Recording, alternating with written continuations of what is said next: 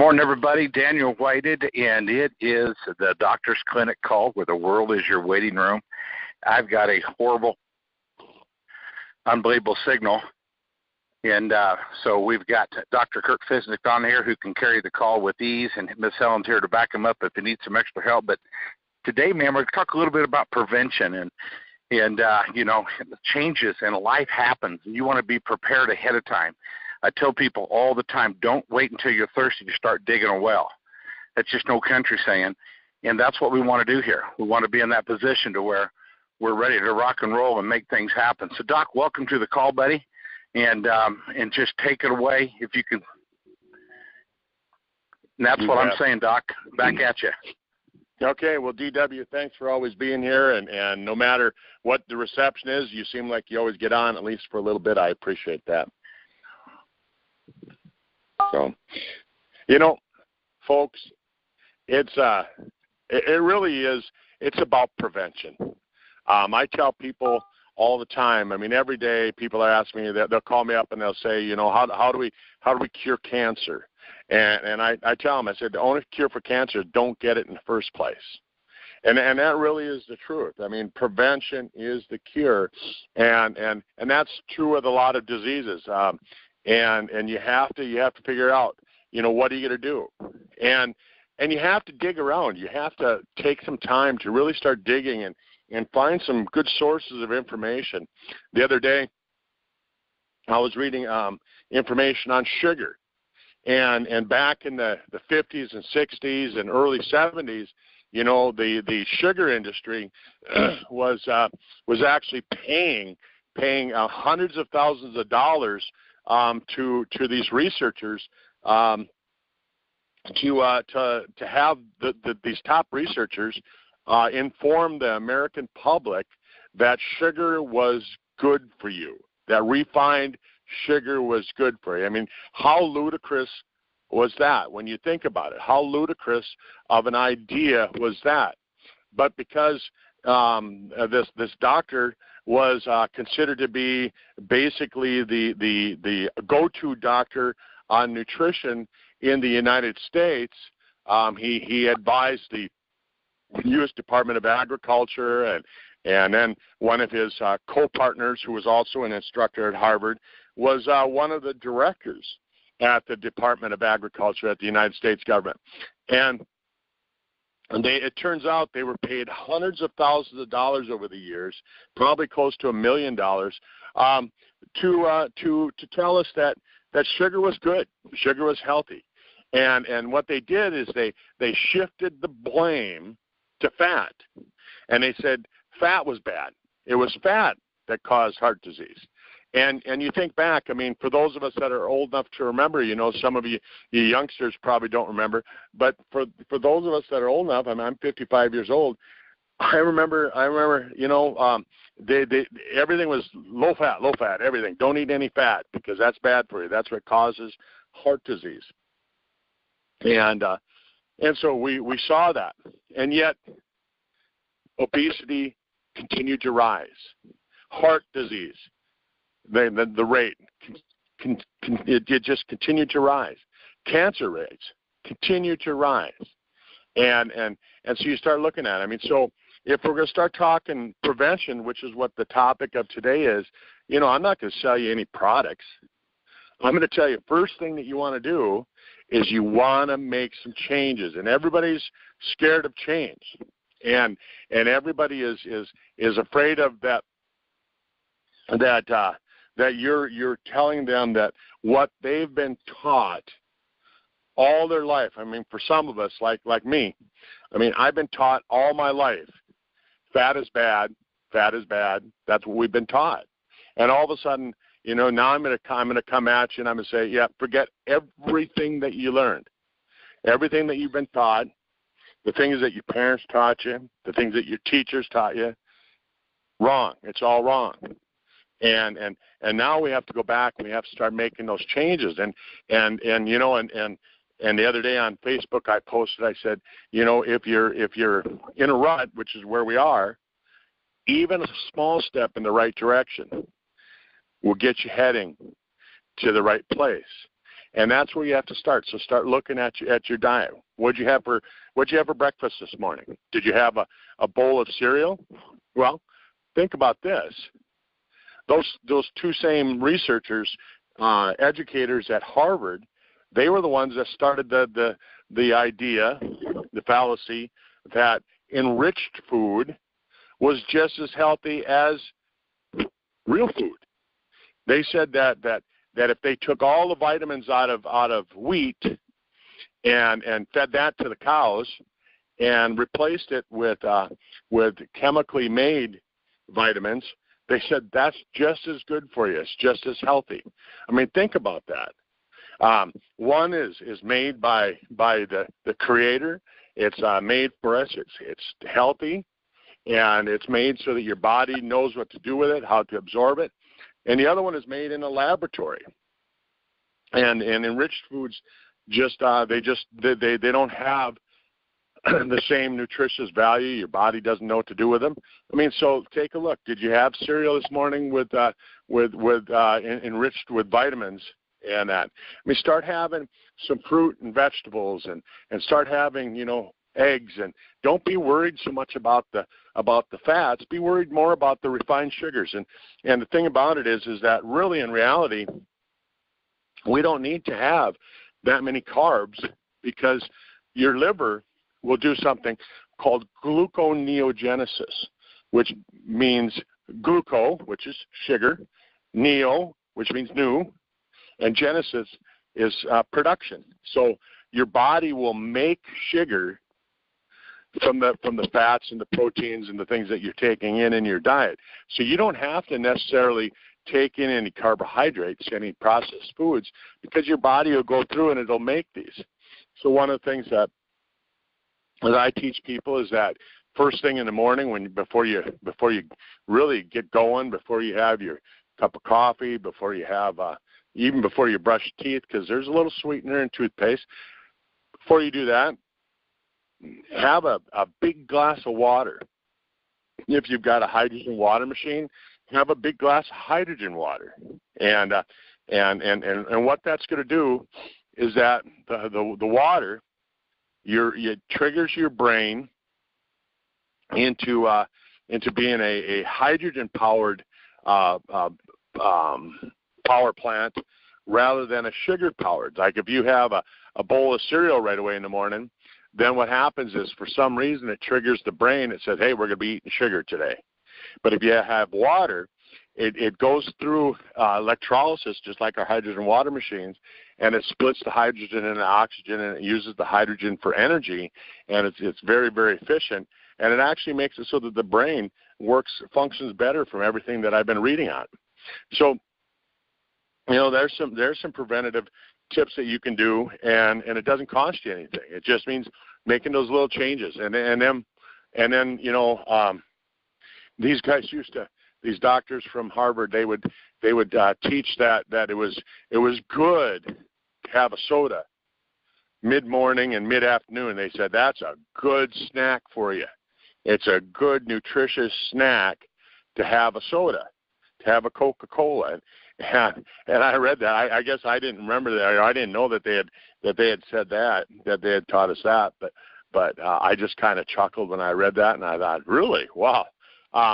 And I don't know. I mean, I was raised in a family where we didn't do that anyhow, even though maybe Harvard was teaching that. But yeah, so you don't want to have a soda. You want to try and have some good nutritious food and some trail mix with nuts and berries and dried fruit, things like that would be great. And then in the afternoon, same sort of thing. And again, these are things that you can do, and you don't have to go out and buy a bunch of stuff and that. And then I was reading up on this morning. I woke up and I was reading up on high blood pressure and how now they're discovering, or I don't know, they probably knew it, but they're reporting that a lot of times when you look at blood pressure readings, that it's really not accurate. That when you take a look at some of these high blood pressure cuffs that they're using in offices, that they found out that these blood pressure cuffs can be off as much as 50%. 50%.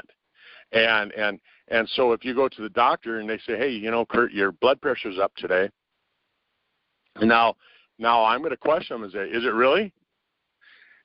And that's what you should be doing. I mean, that's what I'm teaching people to do. Question, you know, the people that you think are in control, the authorities, and make sure. But yeah, so if they're saying that it can be off by as much as 50%, remember the systolic number, which is the upper number. In order for it to be registered as high blood pressure, it has to be over 140, and so we'll see people say, you know, the doctor put them on high blood pressure medication. I'll ask, well, what was your blood pressure? And they say 135 or 85. I'm like, well, that's not high. I mean, and that's nothing to really get concerned with. Maybe make some dietary changes, but they'll recommend high blood pressure medication. And then you got the lower number, which is which is the diastolic number. And so the upper number, that's when the heart's contracting, when your pump is pushing the blood. And the diastolic, the lower number, the 80, 120 over 80, the lower number, that's the number that means that's what's registered as the pressure. That's how much blood pressure, that's how much pressure there is in your pipes, your arteries, all the time. That's the pressure that's in there all the time. And so you want to have that number. But they found that if they do an accurate test where they actually go in, it's a little bit more, it's invasive. They have to stick a probe into the aorta, and they measure the blood pressure there. They found that people that had blood pressures of what was considered moderately high, and that they found that when they measured it accurately with the probe that goes the invasive way, that the blood pressure actually was normal. And after some studies, they found that blood pressure cuffs really are fairly accurate if you've got real low blood pressure. So if you're running low blood pressure, the cuffs work really good. And then if you have extremely high blood pressure, the blood pressure cuffs, the cuffs that they put on your arm, then they find that the blood pressure cuffs are fairly accurate there. But for all of us in between, where we have, normal blood pressure or what I would say kind of in between or even borderline blood pressure problems, they're saying that those blood pressure cuffs aren't accurate at all. That the numbers can be all over the board, and then on top of it, so many people, they go to their doctor and just the going to the doctor part, they're anticipating their anxiety levels go up, and their blood pressure goes up with that, and so is it really as accurate as you think? So again, start looking at things that you can do to prevent the blood pressure, and so that's where I really wanted to talk about today is that when we look at the products that we have over here on Sisel, and this is a call for our company, for Sisel, so I'm going to promote that as well. But you start looking at it, what causes the blood pressure to start to go up? Well, you get fat that's deposited in the inside of the arteries, right? And why is that? I mean, you have to ask yourself the question: why does fat get deposited inside the arteries in the first place? Why would the body do that? And you don't ask yourself, well, how do I get rid of it right away? The first thing you should ask is, why is it there? And I'm not going to give an entire talk on that today, but what happens is that toxicity causes back pressure in the system, and when this back pressure it gets into the system, it causes the arteries to stretch and tear, and your liver takes and makes cholesterol. Yes, it makes the cholesterol, and it patches up those tears with cholesterol, and then toxins like lead, mercury, and Teflon are fat soluble, and all these things get deposited in the arteries, and it makes the arteries hard, so they won't stretch. So Sisel's got a great product. It's called a body shield that pulls out heavy metals and toxicity. And so I really like that because now that's going to help. It's going to support that system. Again, we can't say cure. It doesn't cure high blood pressure. But what it does, it supports the system that gets rid of these toxins and pulls the heavy metals out. And then you look at it, what helps keep the arteries soft and flexible so that they stretch, so that systolic number, the upper number, doesn't go up so high. Well, that's our product called For Restore. And if you look, the science behind it, the science behind L-arginine, it got the Nobel Prize. I believe that was in 2009, maybe 2008. 2008, because 2009 it was for the telomere product. But, so the Nobel Prize is given to these scientists because they found that L-arginine makes the arteries flexible, so it's stretchable, and so that you can put in more pressure without having any high blood pressure problems, right? It stretches. And so L-arginine, which is found in our For Restore product, and that's one of the things that makes that product so really, really great for that.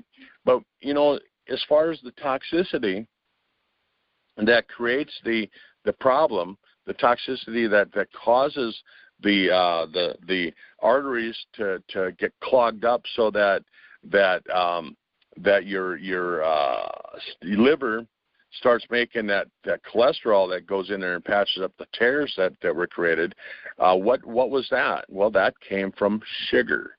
Right, because sugar is a toxin, and you'll hear more and more and more information about sugar being a toxin and creating problems. And so as we look at that, so again, talking about sugar, well, what product in the Sisel lineup helps with that? Well, that's where we come with the age pill, because the age pill gets rid of this glycation, right? Again, glycation. I like to break words apart, and so you look at glycation. Gly, meaning, goes with the word glucose, right? And so it's being deposited in the arteries. And so sugar is a toxin. So when we start taking a product like the age pill, it's going to help with that. Again, we can't say cure. We can't make any direct claims with that. But it just starts to make sense when you start putting two and two together, and all of a sudden you don't put them together 2 plus 2, it's 2 times 2, and 2 times 2 times 2, and all of a sudden these numbers start to just get really, really awesome, and you start to see some big changes with people, and so those products are great preventative products, and I know on Facebook, if you go on there right now and you look at the testimonials from the age pill, you're going to see all sorts of just great testimonials, people having all sorts of early changes. But I tell people the real changes, the real stuff is going to happen. It's going to start occurring 90 days into it. Once you've been on that product for 90 days, that's when you're really going to start seeing the testimonials, because that's when it's had a chance to really start doing its work. And I saw somebody on there the other day, and he's in pretty good shape. He posted, he said, well, I haven't seen any changes yet. But he's in really good shape. He works out every day. He teaches people how to work out. And, what kind of changes do you want? And the best testimonials really, in my opinion, the best testimonials that we're going to see from preventative products like what we have, the age pill and the For Restore and the body shield and the Spectramax and the entire triangle of life. I mean, all of those things. I mean, the best testimonials are the ones that you're probably never going to hear. The guy that never got cancer, the person that never got depression, the person that never got high blood pressure, all these different things, because the products, the Sisel product, helped to keep the systems in the body working great, so that the disease never happened. Well, you're not going to hear that testimonial because the disease never happened. That's prevention. If you don't get cancer, you're not going to hear a testimonial. You're not going to have a testimonial for cancer if you never got it in the first place. And that's really the key. And last week, we were talking about, prevention and talking about keeping people healthy. I mean, and this is just a kind of a series, an ongoing series that DW and I are getting going. And there's just so much information that a person can share on it and what you can do. And we start looking at, even just like SpectraMax, right? 74 trace minerals and 40 antioxidants. I mean, what a powerful product. I was sitting with Tom out on his deck one day, and I asked him, I said, hey, Tom, I said, if you had $50 to spend on nutrition products, I said, what would be your first choice? What would be the product that you would buy first? And I was thinking that he would tell me it was Fucoidan. And he said, no, SpectraMax. And I said, why is that? He said, because of all the things that are in it, the 74 trace minerals. And you go look at any other multivitamin, any mineral vitamin product that's on the market, and you're not going to find 74 trace minerals. And they're delivered in a way that your body looks at them as being food. You remember earlier I was talking about enriched foods versus nature's foods. And so SpectraMax, because of the fulvic acid and the fulvates, because of the antioxidants that are along with it, your body looks at it as being food. And so you can take that product and know that it's going to do a lot of things. We've got thousands of biological activities taking place in our body right now. As you're listening to this call, thousands of biological processes are taking place. And you need those 74 trace minerals to make that happen. And if your biological activity gets to a certain level, and all of a sudden the next mineral that it needs to continue that process, if that's missing, your body's going to look around for it a little bit. But if it's not there, yeah, it's going to shut down. It's going to shut down that process. Why are we seeing so many people getting sick these days? Well, part of it is because they're eating these foods with no nutrition, or they're eating these Franken foods that are loaded with chemicals, and that's really where it all begins. Is that start looking at where you're eating, and it's going to take a while. I mean, it's probably going to take a complete cycle, of people learning. I mean, it's probably be 20, 30 years before we really see that people realize that, hey, this is where it's at. Because a lot of people are still listening to the doctors from Harvard from the 1960s, and they're still thinking that fats are bad, sugars are good, that carbs are good. And in reality, those guys were paid off. They were bribed to print that stuff, and it's really coming to light because a retired dentist started digging around in the dusty old files down in the basement of the Harvard Library, and that's where they found these files, and they've proven that these researchers were paid off. I mean, think about that. A retired dentist digging around in the dusty old files in the basement of Harvard Library found the evidence that these researchers were paid off, and it continues today.